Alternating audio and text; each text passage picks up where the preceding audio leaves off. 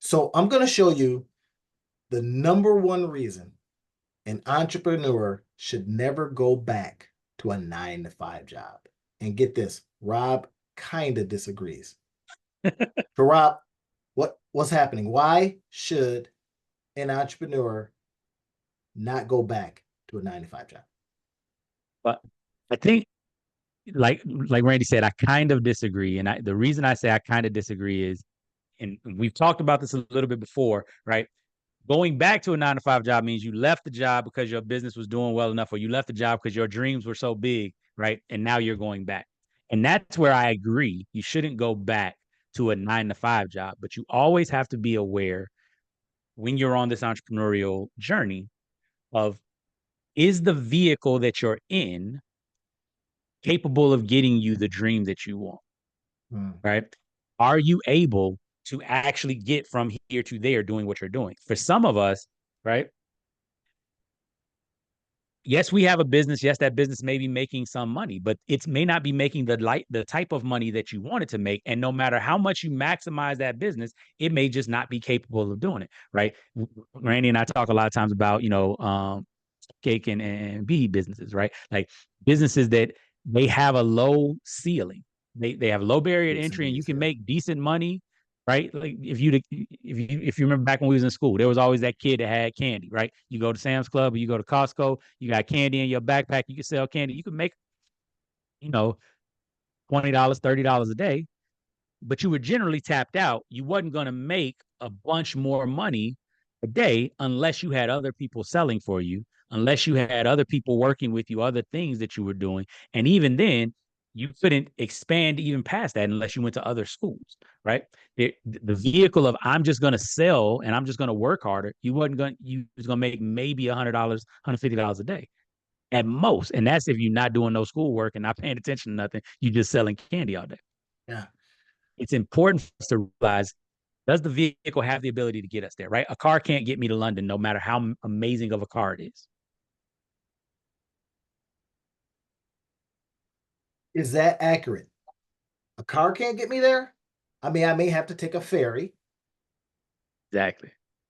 I may Which have means that to. the car So you're didn't get me saying there. straight there, the car is going to need some help. So, okay, here's why I see it. Mm-hmm. Um, there are so many different things that happen once you become an entrepreneur. There is a level of BS detector that comes across that you develop as an entrepreneur because you had to go out there and eat from which the thing you unlived, the thing you right? I can't say that too loud. But because you had to go out there and do a thing and then eat from that. mm-hmm. Now, Mm-hmm. that is one of the things. Now, I'm going to show you the number one reason here coming up. But hey, look, what we're talking about. If you like some of this stuff, we're going to ask that you subscribe to the channel, and put some comments if you believe what we're talking about, or if you totally 100% disagree. Throw those in the comments Mm-hmm. and hit your notification too, your bell notification, so you know when we're dropping this next video. But here's the thing: you become a different person, right? You develop a different skill set that most 9 to 5 jobs do not possess. Now, Rob has an addendum to that. As the lawyer he is has practiced. There's an Right. addendum, Caveats. yeah, a Right. caveat. Do you consider a 1099 position, 1099, y'all, as a non-job? Now, 1099 says that, you know, you don't really work for the company. You work for yourself. You're Right. 1099. You're not Right. W-2. But have we seen situations where it's like, this is like a job? I think that it definitely depends on the 1099. But if you think about it, right, as an entrepreneur, every client that you have 1099s you, right? Yes. If they pay you more than $600 a year, they Right. 1099 you. So the question is really, what is the contract that you're taking on, right? Because you're a business unto yourself, or your business is a business unto itself. The question always is, what's the contract that you're taking on? And this goes back to that vehicle question. is the vehicle that you have sufficient to get you where you need to go? Right. Like I've seen a lot of entrepreneurs who are in different fields, and they're doing things where, for example, I remember I had a friend who he was working on a contract with a client, but the client needed him to do more days on Mhm. that contract. Now he's facilitating one company, but they're needing more and more and more of his time. But more and more and more of his time doesn't allow him to go and expand his business and get more clients. Now it pays him really decent money, right? He was making over six figures with this one client doing a couple of days a week. But the question becomes, if I do more days with this one client, what happens to my business? Mhm. And does it pay me enough to transfer those funds to somebody else to do the work that I'm not doing because I'm over there? Those are the types of things, right? That I remember even for me when I started my nonprofit. And this was the epiphany that I had. I remember I started my nonprofit, and the whole way I started, I was like, I am running a business. I don't have time to run a nonprofit. So the only way this is going to get off the ground is if we build a team to run it who does all of the work. And I'm kind of the visionary. I come in and we talk and make sure everybody understands what we're trying to get done. They go do. I come back, and that's how it works. Now, we've been able to, with that work, do a whole bunch of stuff. We've helped over 50 people get different services. We've got grants. We've got all types of things. I might spend 10 hours a month working on my nonprofit, but the team is doing amazing work. That happened because I realized that I needed people to be able to do this work. I couldn't be the person doing it. But a lot of people are the person doing that work in their business, right? That's where we get back to. You only got so many hours in a day. Yeah. Yeah. And I'm like, I want to stand on a milk crate, basically, and shout from the rafters that you shouldn't even approach the 9 to 5 simply because now and then when the entrepreneur having experienced it personally. Now, I'm not just talking out, out of my shoe. Having experience going back into a work environment after having been 9 to 5, or entrepreneurial, and the Mm-hmm. transition and the anxiety and the feelings that come over you, and then the meetings that you have to sit there and you're going, we are not eating in this meeting. It just became so off-putting to me Mm-hmm. and soul sucking. And it Mm-hmm. became so much that you wanted to do. I remember once in a one-on-one meeting with my supervisor. Now I got a supervisor and the whole thing back, right? And they said to Mm-hmm. me, she said this to me. She says, "Look, you're always consulting, and stop that." And I'm going, "Well, I'm a consultant. This is kind of what I do." But guess what? Not anymore, because you work for us, kind of a thing, right? And I remember Mm-hmm. this, and I think I mentioned this in one of our other videos once that I just about got fired up out of that place, like 30 days, and it was like, you're out of here, which would have probably, been doing me a favor. But here's the part that happens, y'all, and I'm not going to reveal the number one reason why you shouldn't, but this is a part of a part of it. I needed that job, right? That's There it. was something in, and there was this other part of me, the safety part of me, Yeah. that said, Yeah. I need the security of whatever, seeing this So check on Fridays. so speak on that because I think that's something that so often I've seen a whole bunch of the different videos. You just got to grind. You just got to believe. You just got to. Here's the reality: cash flow is a real consideration, Yes. especially if you're not 25 and single. Yeah. Right? Yeah. 25 and single, you can couch hop it. You can sleep in your car. You can do whatever you need to do for a couple months. You can grind a lot different than if you have a house, a mortgage, kids, Yeah. wife, all the That part. things, right? Or husband or responsibilities, parents to take care of, siblings, cousins, whatever. So talk a little bit about, right? I get the feeling of we can't go back to the 9 to 5, but what if the 9 to 5 is the cash flow that you need? What then? It's like one of those moments where it's like, okay, what then?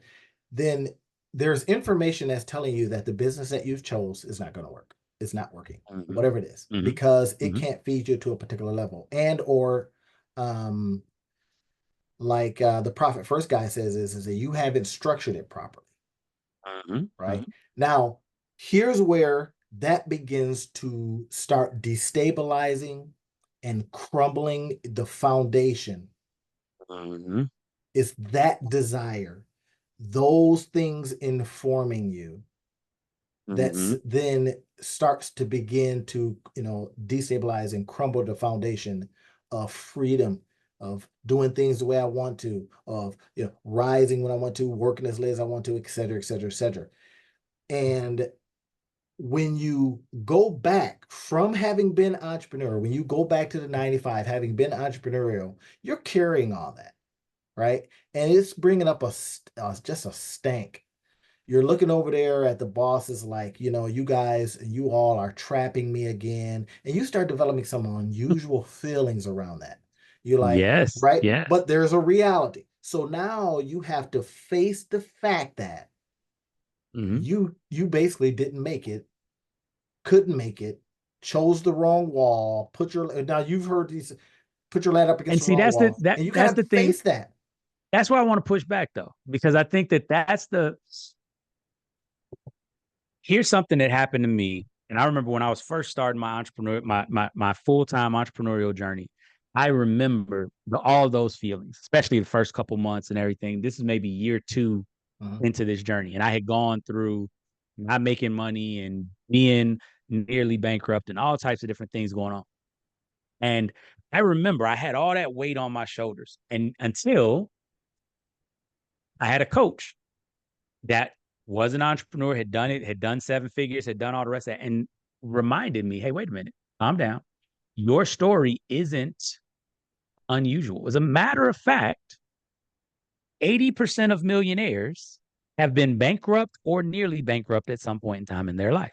Yeah, yeah. And I think so often entrepreneurs, we get into this because right, you go from the working world. Who do we think millionaires are? We think millionaires are the golden children. They're the silver spoon children, or they're the dynamic, touched by God, have worked and done everything right and moved and gritted and hustled and grinded Mhm. to this space and they've never made any mistakes. That's the narrative.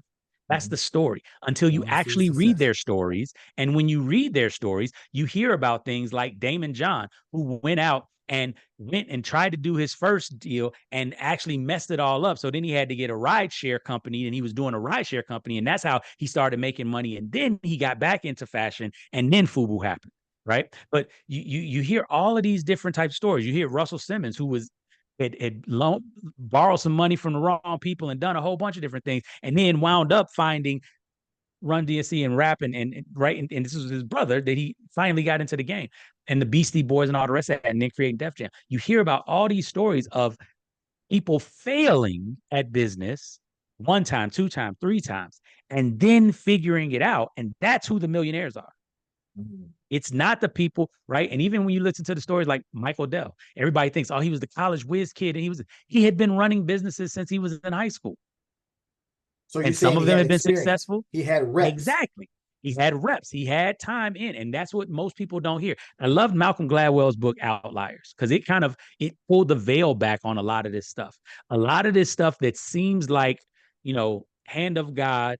These are just the chosen one people, right? There are some of those, right? Like LeBron James is an anomaly, right? He's weird, right? Michael Jordan, weird, just completely not out of ordinary, all the rest of that. They just had freakish talent, all the rest of those things. But you look at the majority of people in the NBA, or the majority of the people in Major League Baseball, or the majority of people in the National Hockey League, one of the things that they showed was it's amazing. They all have birthdays around the same time. And Yeah, those yeah. birthdays are in the optimal window when it's time For to be born for your maturity. Yeah, sports yeah, season, yeah, for yeah, maturity, yeah. for puberty to hit, for all the so they're the biggest, strongest, fastest kids in their That's right. grade That's right. every year, They're and so they bigger get for their more grade. training, Yeah. right? They get more training, they get more opportunities. Now, why do I talk about all that? Because we've got to break this narrative, I think, that many entrepreneurs go through. And this is where I kind of disagree with the going back to the 9 to 5 thing comes in. You can't think that if you need to take care of your family, if you need money, if you need security, if you need any of those things, that that's a failure. What you've got to recognize, and Maya Angelou says it like this: give yourself grace for what you didn't know when you didn't know it. If that's what you need right now, do what you need until you know better and then do better. Okay. All right. And let me take a different approach. All Let right. me say you get your education fast Yeah. from said failures. Now, listen, I can see the dark side to that, right? Mm-hmm. I've experienced the dark side to that, and that is Mm-hmm. you chase so many things Yeah. until, and this is something that it literally, I find myself coming to realize that that many at bats, having seen that, and here's the analogy, y'all, having seen that many pictures has Mm-hmm. informed me. I was Exactly. literally listening to somebody and I was able to deduce the business model before they got done with the presentation. And the more, of Mm-hmm. course, at that moment you leave. So now on one hand, you've got discernment. Mm-hmm. You can quickly see the business model. Very Mm-hmm. rarely am I looking at something and I don't get the business model. I'm like, what? How they gonna whatever, right? And it's because I says I'm not gonna go with the safety going from once I I'll disabuse myself of this idea that you need to have a 9 to 5. Now don't get me wrong, y'all. If you saw the whole bio, then you says, well, yeah, he saved for like 2 years, put enough money in the bank. So I did these things. I reduced my burn Mm-hmm. rate to almost zero, blah, blah, blah. Right? These Mm-hmm. mitigation moments Mm-hmm. so that I could do this. Right. Yeah. But that's one approach. But then at the same time, I thought, man, what if I had it haunts me sometimes. If I had just got out of school and went entrepreneur right away. That I didn't Mm-hmm. go and spend 6, 7 years in college, right? I'm literally, I got a friend of mine whose son just got out of school, and she says, "Hey, he's taking this internship, and this internship involves him." And I don't want to get too specific because I don't want to tell her business, but this internship involves him like having to take this big old test. And he's got to Mm-hmm. study for the test, and then there's no guarantee he's going to pass the test, but he's got to study for it. So I says, Mm-hmm. remind him, and he went through school for business. I says, remind him of this term, and that is the economic term opportunity cost. Mm-hmm. I says, now she doesn't want to tell him, look, Mm-hmm. maybe you shouldn't do this, right? Right. Because it's going to be a waste of time. And you understand very quickly what the game is of the company. They want another little person, right? He needed the hours to finish school because he's got to do this to get his paper, the internship, right?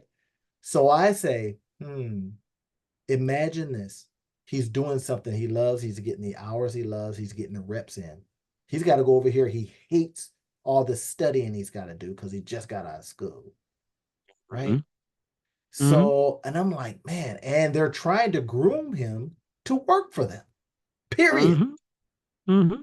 And I'm like, hey, look, tell him I said, because she can't, because mom, mom, parent, whatever. And I said, Right. you tell him I said, don't do it. And To and get and see out and that start making his way entrepreneurially. That's all the I'm saying. biggest thing, here's the thing that I'll say though. And because I in principle, in theory, I'm an entrepreneur, you're not, like, I agree with you, obviously. But I think sometimes we look at our past through rose colored glasses or through regret colored glasses, not understanding that the fact that you have the ability to regret now is because you learned what you learned doing what you were doing then. And hindsight is always 2020. It's easy for us to armchair quarterback and be like, oh, I should have done this, I should have done that. The Yeah, problem is I love that. when you were looking at it, you couldn't see that. Correct, correct, Right. And there's correct. a reason that you can't see it. And oftentimes it's because there's a lesson that you have to learn before you can see that thing. Yes. And so I think a You lot got of to get times, out there and get your lessons. that's it. And One of the lessons, and I think this is something for you to pay attention to, when I was just listening to your story, one of the lessons that I heard that I don't think you paid attention to, but hopefully y'all in the audience, y'all caught it too. Randy learned that he didn't want to work for nobody no more. He learned that it wasn't worth it. And not only did he learn that it wasn't worth it, it became so crystal clear to him that it wasn't worth it, that he was willing to do whatever was necessary on the back end to not have to do that no more. But that getting willing to do it, that's a transformation. That oftentimes happens because you were like, oh, I thought this was better, but I know it's not now. Mhm. Right. And before you went and did that, you couldn't have convinced yourself. You couldn't have nobody else could have told you enough, because it ain't like you hadn't read the books. It's not like you hadn't heard the things. You had already been an entrepreneur. I know you. You read books just voraciously. Like, I know you had read the books already. I did the same thing. There have been a number of different instances where I've gotten into things. And after I got into them, I was like, oh, confirmed that feeling that was in the back of my head that I wasn't trusting. I now know that it's true, but I couldn't have known that without this experience. Right. And a lot of times I'll beat myself up because I'll be like, well, I should have known. I should have known. But I had to, again, Maya Angelou from the grave is still speaking words of wisdom. You got to give yourself grace for what you didn't know when you didn't know it. You can't say I should have known. You didn't know, because if you knew, you'd have did a different thing. Yeah. Yeah. And we There's got something to to that. acknowledge those times when it's like, no, I am actually uncertain. I am actually in a place where I don't know this, where I think this, where I feel this, but I got to try it so that I can learn. And we got to stop beating ourselves up for needing that proof, because the proof is what gives you the conviction. The proof is what allows you to stand steadfast now when everybody else can't see it, but you know it's there. Yeah, I think there's and here's my pushback on that, right? So there's proof and then there's faith, right? There's proof. Yeah. Okay. So y'all think about this. And if y'all watching this and you'll see, we're still friends. We're not getting too heated and this, I'm like, you suck, none of that kind of stuff. We just disagree sometimes. And and I think about getting the reps in, that this is the reason why entrepreneurs should never go back to 9 to 5s, because you're going to interrupt your reps. Okay, here's one of the biggest examples as I started thinking more about this. It's like when Michael Jordan decided to play baseball. I love this analogy. Yeah, so let's go. Mike decided to play baseball. Now and I'm thinking, bro, no, that's not what you do. Exactly. And that's not, so he attempted to a thing. Yes. Wasn't great at it. Went back to the other thing. Yeah. Now I'm leading to why entrepreneurs should not go back to 9 to 5s. So I'm gonna let you go ahead and hit the why, because I'm not gonna reveal it yet. But okay, so we're gonna take that very analogy. I love the fact that you picked that analogy because it's perfect. Because I was one of those people who was like, I can't even go to baseball. I'm from Chicago. Like, this is my guy. Right, exactly. Now, here's what I know now as a grown person, having gone through those periods of life.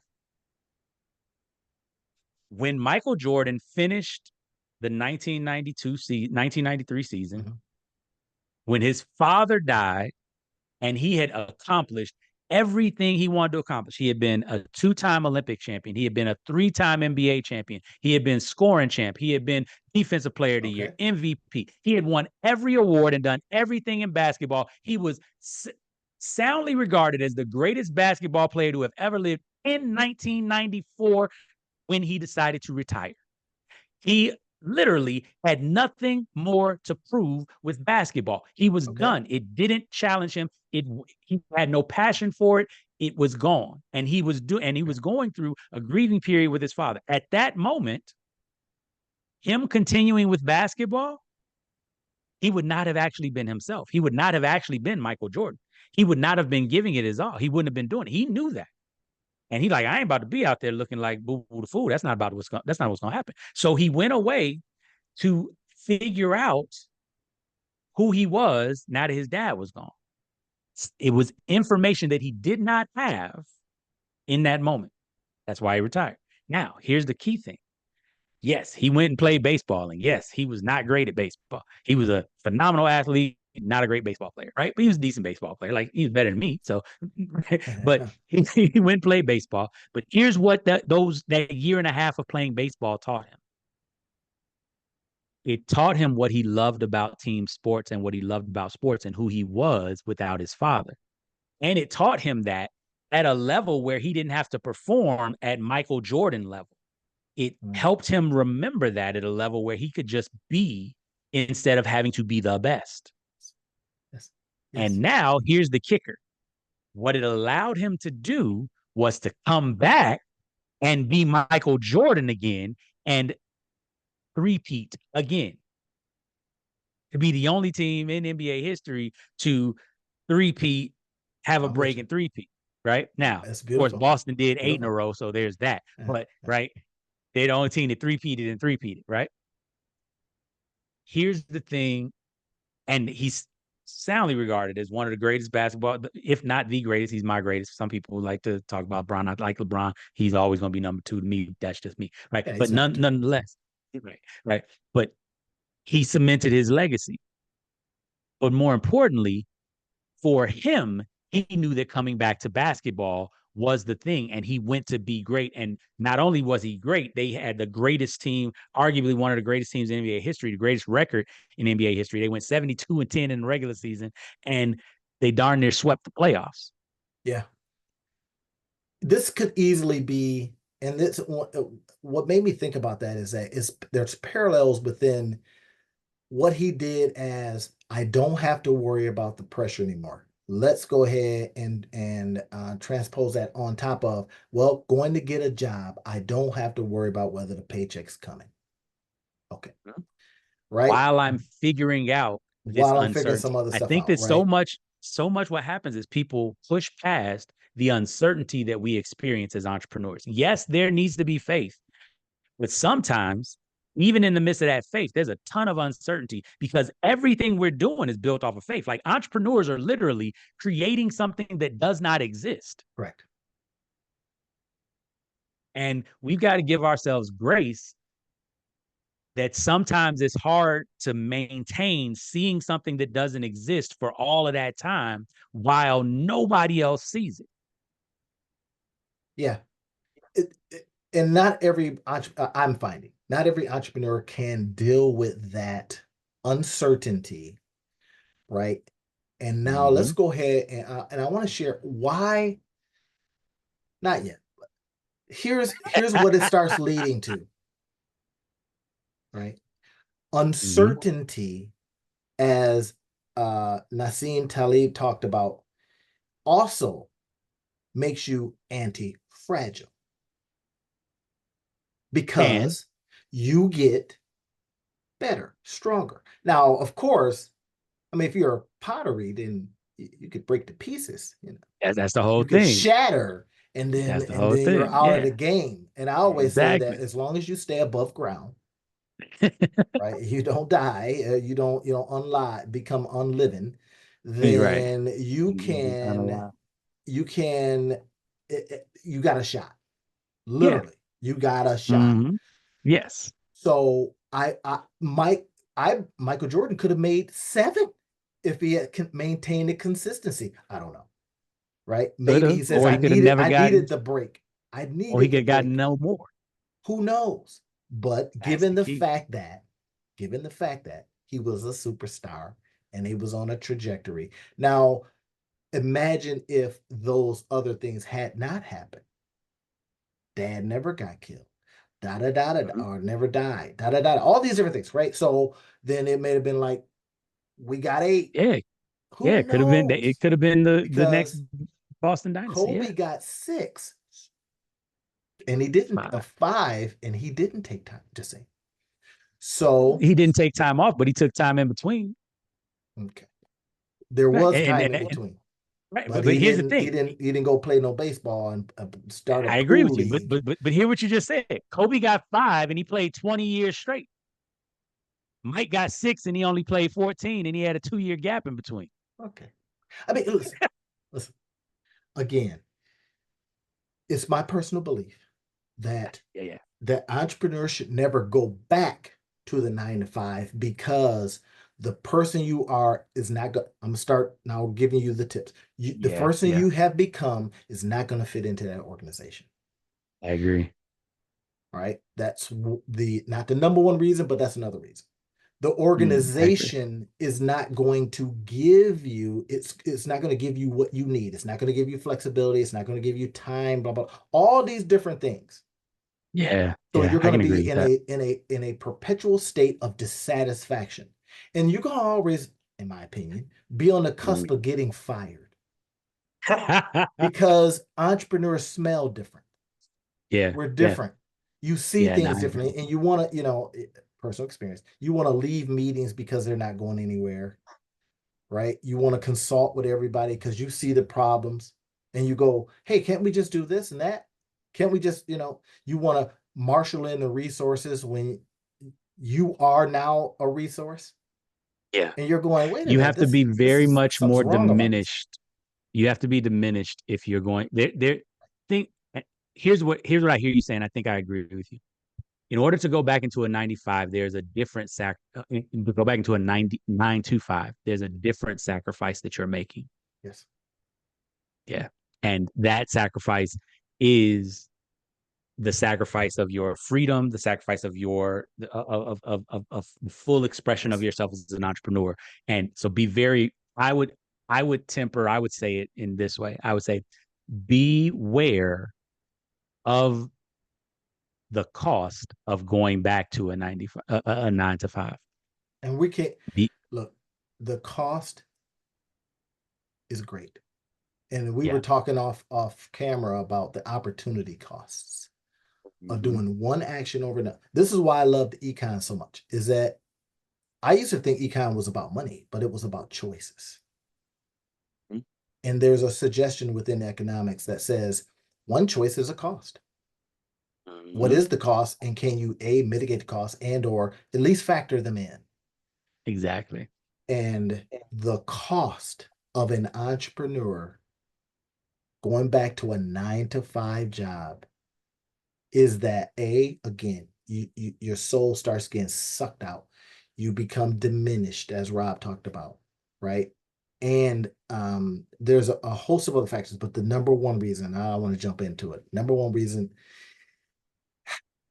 you might like it. You might like getting a paycheck so much. Watch this. Mm-hmm. You might like, and I wrote this down, says what, well, what's the problem? And I was asking people, why they didn't, why they did it, why they went back to 9 to 5. And it's like, I had to. I was Mm-hmm. like, yeah, did you really? It's like, Mm-hmm. well, my bills were piling up. I needed to pay my bills. I says, well, do you really? I kind of kept challenging it. But then I came back with the fact that is you might just start liking it. Yeah. You might Golden start handcuffs. getting lazy as a result of it. You might Mm-hmm. enjoy that paycheck so much that you're willing to trade being having your soul sucked out, right? Having your energy directed, being told what to do, that you Mm-hmm. forget.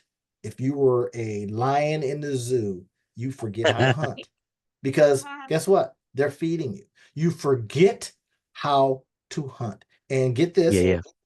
you forget how to hunt. And if you ever, and this is you become like Talib said, you become fragile because get this, they take the job away and you forgot how to hunt. Now you can't eat at all.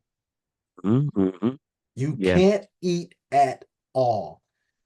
It is I because agree. you got soft and you got lazy and you got comfortable and you got so used to it. This is the number one reason, in my opinion, why Yeah, an entrepreneur should never go back to a 9 to 5 job. yeah, Figure it out. yeah. I can Figure it definitely out. see that. I think that I would I would, and again, that's why I agree with you, sort of.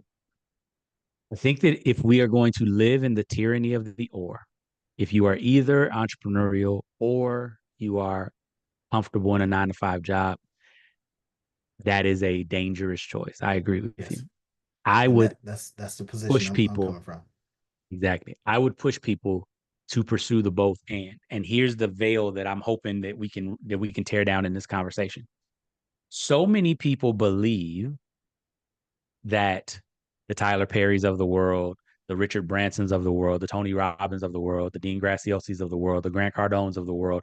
Think about all the people that you think are rich. So many people believe that those people are just grinding and hustling all day. It's a fallacy.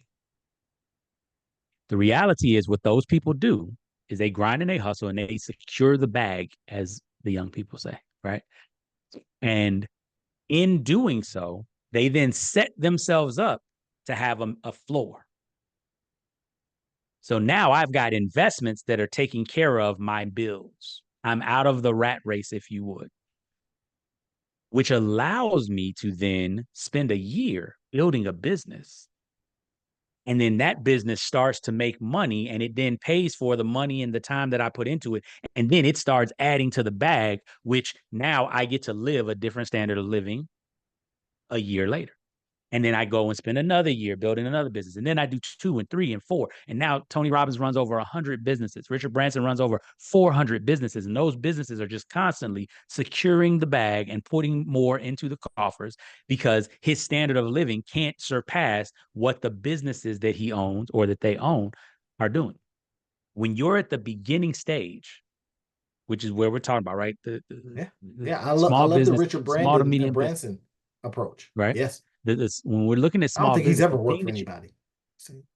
right, and he's had and right, and he started learning entrepreneurship with his mother when she was doing stuff, right? And if you go look at his story, one of the things that you'll see is he's always figured out how to secure the next bag. But here's the thing: he started his first business when he was at boarding school. What does him being at boarding school tell you? He had no bills, so he had the ability to take the time and build this business. And then by the time he got out of school, that business was making him enough money that he didn't have to have a job to take care of his bills. And then so he started another business. And that's how they started Virgin. And then they started Virgin Records. I Yes. mean, Virgin, Yes. the airport. And they had a magazine. They had all of those businesses got started as they had secured the bag for something else. And so because he Yes. had this business over here, he went and got investors to invest in this business. So again, he secured the bag for that business, didn't have to come out of his pocket. This one's paying his bills. This one has investor money. If it works, great. If it doesn't, the investors lose their money. I'm good. I've lost time, but I haven't lost money. The thing I want everybody on there to hear is again, it's both and. Remember that the fallacy that we're chasing is this idea of one business securing all of your needs and taking care of everything you want. If you look at Robert Kiyosaki and Cash Flow Quadrant, if you listen to the biographies of any of the great people that we've just talked about, what you will hear is if you're going to be an entrepreneur, you're not going to have one business. I'm truly believing that. And I think that is that momentum is hence the reason why I'm telling this friend of mine's son, don't go do that. Don't spend the time because it's a cost to you going out there and figuring stuff out, especially given what we have available from a variety of the business models. I don't care if it's drop shipping, if it's Amazon selling, there's a business model out there for you that you can literally figure out and or you can look at the business model. Now, I have this ability and Rob has this ability to be able to look at a business model and go, oh, okay, here's what I'm going to do, but I've got some other ideas that I can add to that that could even make it supercharge. It's like getting a car and then you go, well, I got a guy that knows how to go past the governor and make it faster and do all make it make noise and all this kind of stuff, right? Mhm. So you got drop shipping, then you got maybe drop servicing. And you go, business model is I go somewhere, they've got the product, I bring it in, they drop it off to me, and then I ship it out without having to do too much stuff. Well, services are like the same thing. So now you're just taking a business model from one industry in one area and saying, well, it's drop servicing. Well, I'm going to go out. I'm the person that secures a service.